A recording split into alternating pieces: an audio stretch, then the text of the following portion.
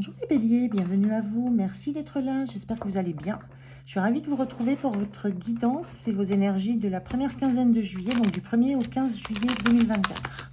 Alors comme d'habitude, et je le redis chaque fois parce que c'est important, prenez si ça vous parle, si ça résonne. On est sur YouTube, c'est une guidance générale, donc les messages ne peuvent pas vous être destinés à tous et l'ensemble des messages non plus. Donc voilà, gardez votre discernement, c'est important.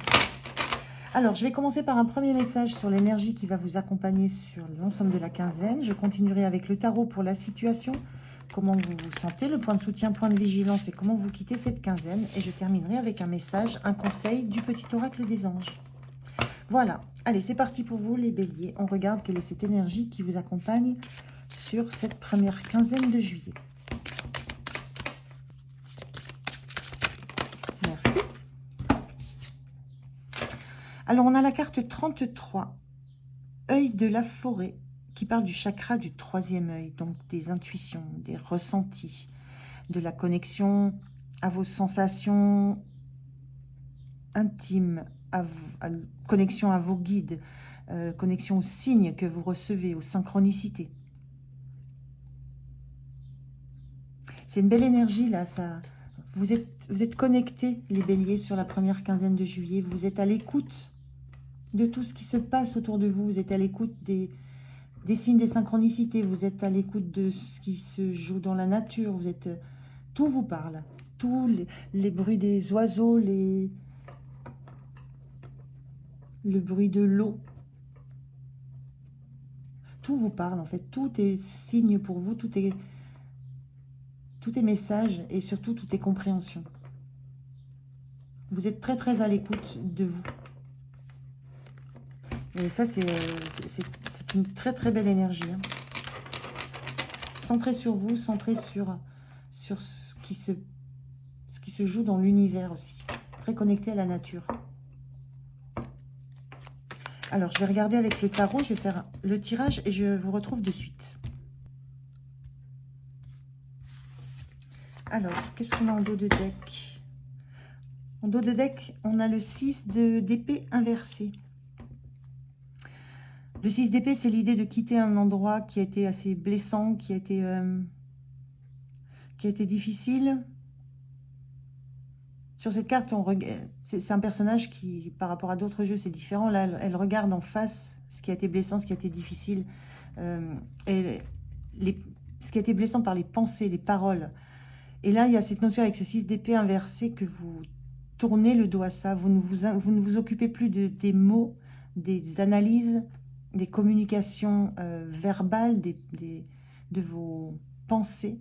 Vous tournez le dos à tout ça et vous vous concentrez sur tout ce qui n'est pas justement l'esprit, le mental, l'ego, la communication. Vous vous centrez sur vous, sur les émotions, sur les ressentis. C'est vraiment ce que je ressens là sur cette carte-là, qui est très particulière dans ce jeu. On va regarder la situation.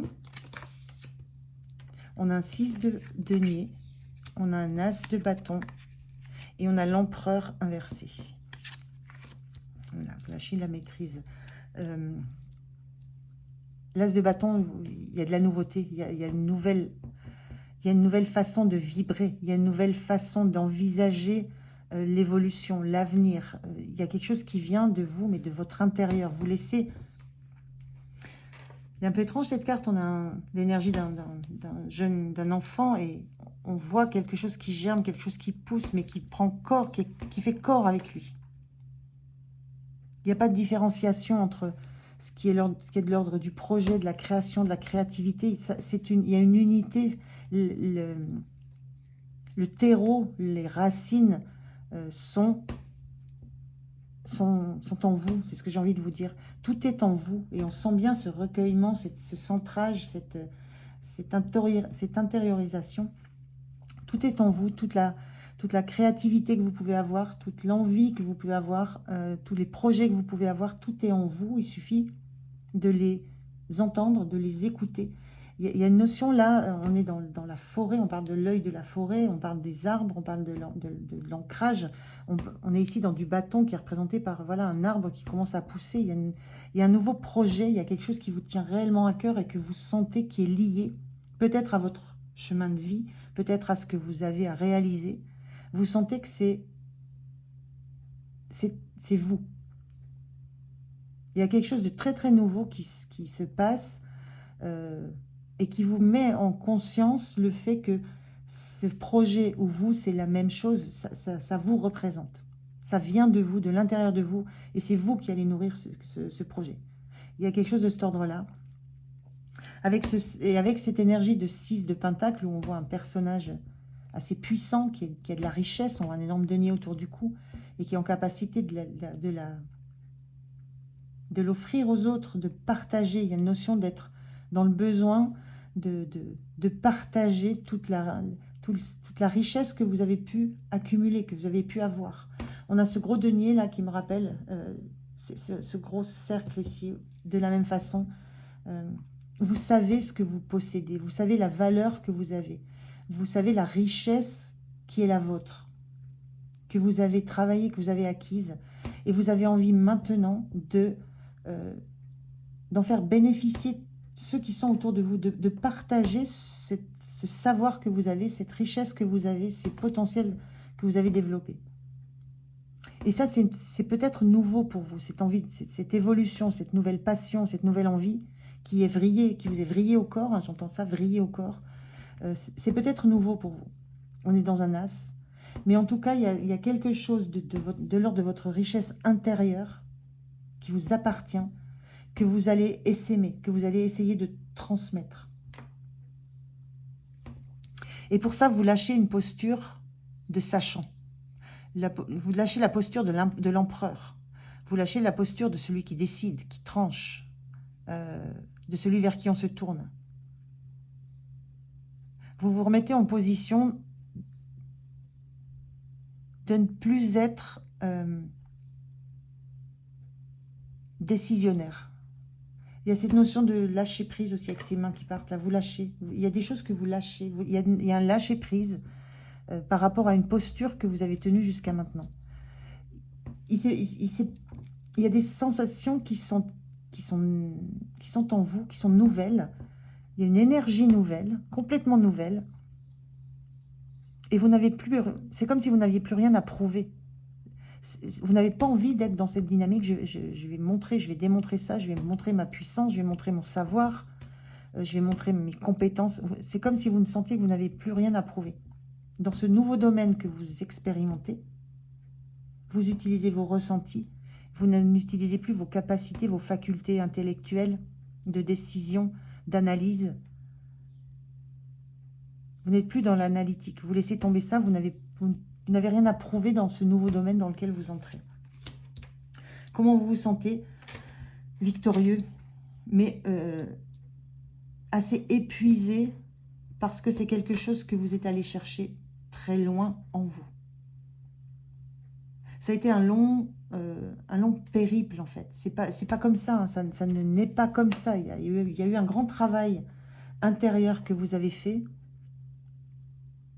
Et je ressens que vous avez caché au monde, hein, parce que vous étiez en posture d'empereur. Donc il y a des choses que vous avez faites en tournant le dos à votre volonté d'être analytique dans l'esprit, dans le mental. Il y a tout un travail que vous avez fait, tout un parcours qui a été assez long. Mais maintenant, vous savez ce que vous avez dans les mains. Vous avez trouvé votre trésor intérieur. Vous avez trouvé ce qui va vous nourrir. Vous avez trouvé ce pourquoi vous allez vous battre maintenant. On a une nouvelle plante ici, on a une nouvelle plante qui pousse. On est réellement dans ces énergies de renouveau et de passion. On est dans le bâton quand même. Donc vous savez quel trésor vous êtes allé chercher en vous. Et quel mal ça vous a donné aussi. Vous connaissez votre parcours. Ça a été usant, mais ça vous redonne en même temps le fait d'être de retour avec ce trésor que vous trouvez en vous. Ça vous redonne une grande énergie. Mais vous lâchez des postures qui ne correspondent plus du tout à l'état d'esprit dans lequel vous êtes maintenant. Vraiment, vous tournez le dos à tout ce monde de l'épée, du mental, de l'analyse, de la maîtrise de l'esprit, de la domination aussi du mental chez l'autre. Ce qui vous soutient, bah, c'est ce 6 de coupe. Ce qui vous soutient, c'est le 6 de coupe. C'est un enfant sur une coupe. Il va lâcher l'œuf pour donner naissance à quelque chose de nouveau. C'est une nouvelle naissance. Ce qui vous soutient, c'est que vous savez que c'est un nouveau projet qui sera prometteur. Vous avez cet œuf particulier, cette promesse d'une naissance, d'une nouveauté, de quelque chose de nouveau, et ça n'a rien à voir avec... On a des tas d'œufs, là, ici, qui sont par terre. Il est particulier, il n'a rien à voir avec les autres. Celui-là, c'est celui que vous avez ramené là, c'est de là que ça va éclore. On a des éclosions de partout. On a l'éclosion d'une plante, on a l'éclosion ici, on a une éclosion qui va arriver là. Donc, ce qui vous soutient, c'est de savoir que vous avez dans les mains quelque chose, un projet, une nouvelle expérience de vie très particulière, très singulière, et que vous allez pouvoir regarder grandir. Et là, c'est pareil. Les yeux sont... soit ils sont fermés, soit ils sont blancs. Vous êtes focus sur l'écoute. Qu'est-ce qui se passe? Qu'est-ce qui se joue? Le point de vigilance, c'est le 4 d'épée. Le 4 d'épée, c'est on met les peintures de guerre et on se prépare à affronter. Le point de vigilance, là, justement, c'est... n'allez pas à l'affrontement. N'imaginez même pas qu'il va y avoir affrontement. Cet empereur aussi, c'est un guerrier. Hein. Il veut sa place, il veut la garder. Il défendra ses opinions, il défendra ce qu'il a à défendre. Hein. Il prendra pas de gants. Là, le point de vigilance, c'est ne mettez pas les peintures de guerre, n'allez pas au conflit, ne vous préparez pas au conflit. Mentalement, vous tournez le dos à ça. On vous a dit de vous tourner le dos à ça, donc c'est pas simple.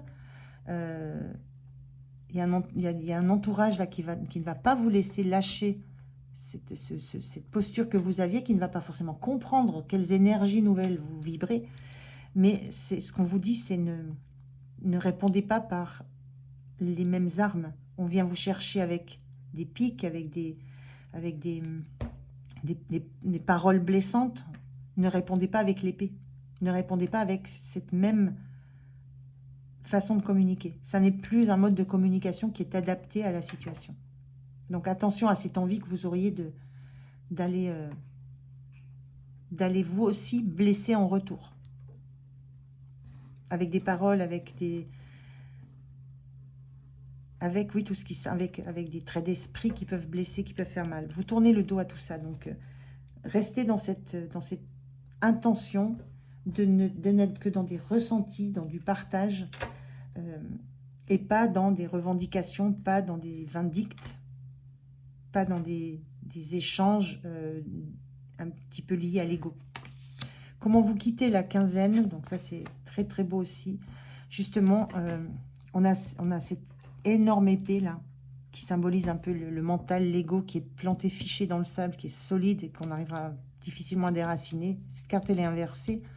Il y a cette notion que vous faites bouger les lignes, notamment en ce qui concerne votre posture face à votre mental. Vous reprenez le dessus sur la façon dont vous envisagiez les choses auparavant. Vous reprenez le dessus sur le mental, sur les autres, sur ce qui vous entoure. Vous les laissez s'agiter, mais vous ne faites plus partie du... Vous faites plus partie du jeu, en fait. Il y a une grande souplesse dans ce que vous comprenez, dans ce que vous intégrez aussi. C'est plus aussi, le sable est plus mouvant. Vos pensées, il y a une notion de pensée qui bouge, d'ego qui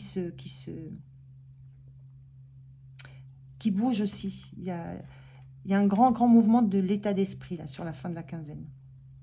Vous êtes beaucoup plus dans l'aérien. Vous laissez aller à ressentir le vent, à ressentir les signes, à ressentir tout ce qui se passe autour de vous. C'est plus le mental et l'esprit, la pensée, l'analyse qui vous stabilise. C'est bien autre chose. C'est très beau, mais c'est très particulier. Hein, donc prenez si ça vous parle. Alors, je termine avec un message, un conseil pour vous, les béliers. On vous dit aventure. Au lieu de voir la situation qui te préoccupe comme insurmontable, essaie de l'envisager comme une aventure. Explore toutes les possibilités. Il y en a beaucoup plus que tu ne l'imagines. Plutôt que de voir les choses en noir ou en blanc, essaie plutôt de percevoir les couleurs intermédiaires.